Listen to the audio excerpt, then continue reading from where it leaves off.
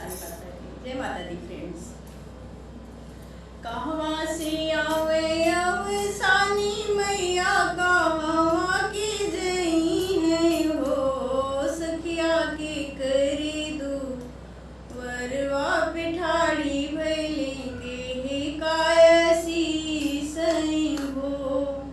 कहवा से आई अवसानी मैया कहवा के जई है हो, सखिया के करे दुआरे मैया ठाड़ी भैली के कावासी सई हो।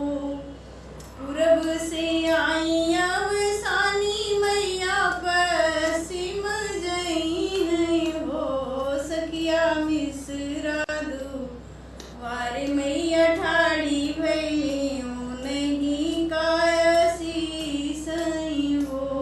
सखिया मिश्रा अंगनवा मैया ठाड़ी भई भरपुर आसी सई हो।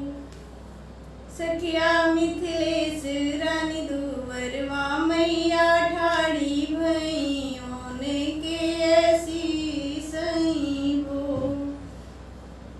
बाढ़े सुहागिन तोहरा पुतवा तू बाढ़े पतोहिया हो।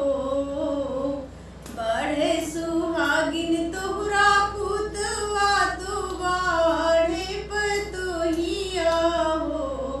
सुहागिन जुड़िया बुलायु जुड़ी पहुँचायु तो ऐसे जुड़ई बिहू हो। रनिया जुड़े बोलायु जुड़ पहुँचायु तो ऐसे जुड़ई बिहू हो।